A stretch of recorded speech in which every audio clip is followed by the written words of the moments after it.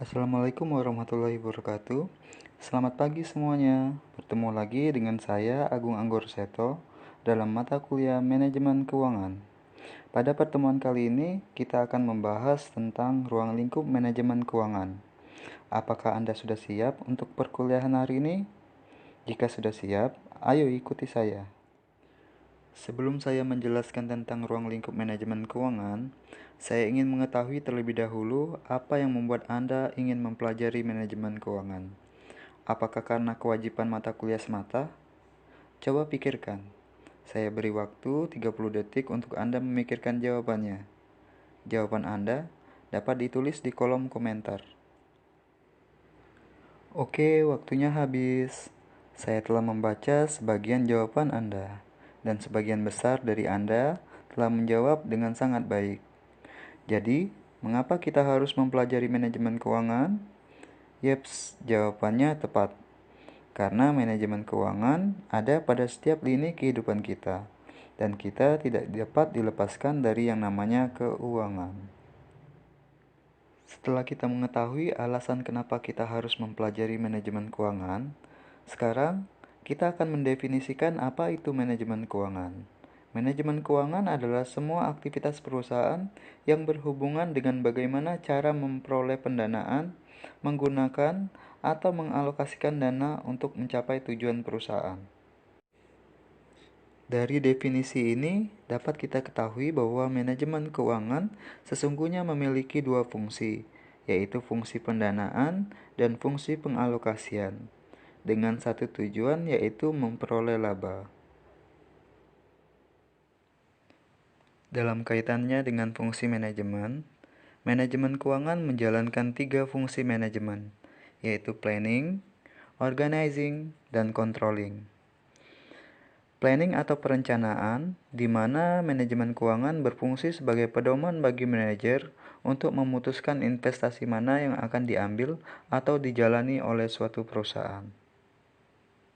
Sedangkan dalam fungsi organizing, dengan adanya manajemen keuangan, suatu perusahaan akan mendapatkan arahan tentang bagaimana mendapatkan sumber-sumber pembiayaan yang bernilai ekonomis untuk kegiatan operasionalnya. Di sisi lain, manajemen keuangan juga berperan dalam menjalankan fungsi controlling. Hadirnya manajemen keuangan dalam suatu perusahaan berfungsi sebagai kontrol petunjuk bagi manajer yang memberikan gambaran mengenai kinerja operasionalnya dilihat dari sudut pandang keuangan, seperti melalui rasio keuangan. Itu tadi penjelasan singkat dari fungsi manajemen keuangan bagi suatu perusahaan. Lalu, perusahaan yang bagaimana sih yang sebetulnya membutuhkan manajemen keuangan? Pengen tahu? Tetap ikutin saya.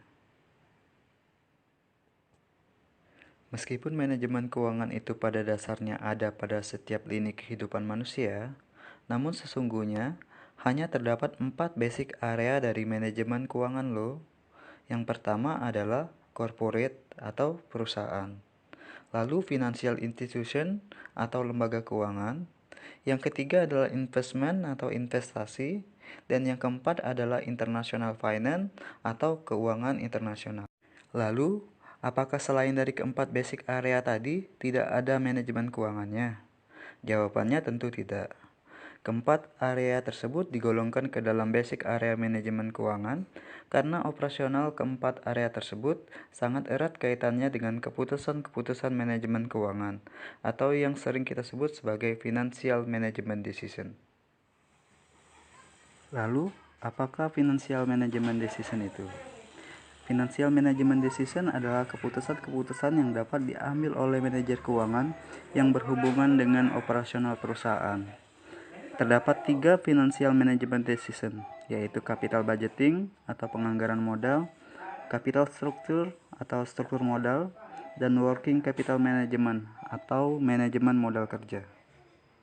Capital budgeting atau penganggaran modal adalah fungsi pengambilan keputusan yang dapat digunakan oleh manajer keuangan untuk memutuskan atau menilai investasi atau proyek apa yang menguntungkan bagi perusahaan dalam jangka panjang.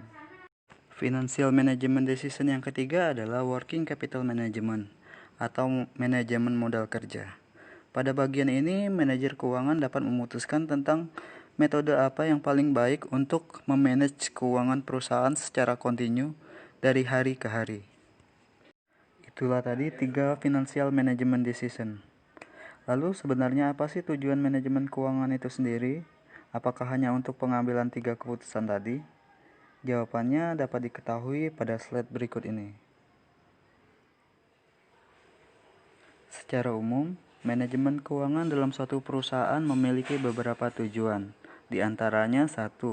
Memaksimumkan laba dan meminimumkan biaya, di mana dengan adanya pengelolaan yang baik melalui fungsi organizing, diharapkan laba perusahaan akan meningkat dan biaya perusahaan dapat ditekan.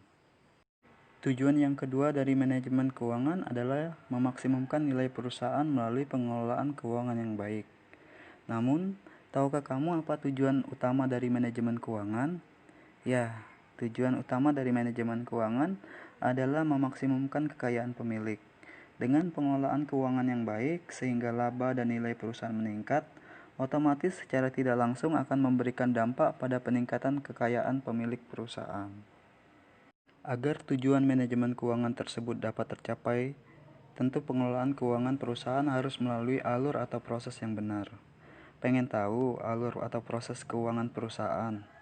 Yuk lihat slide berikut ini. Inilah gambaran alur proses keuangan perusahaan.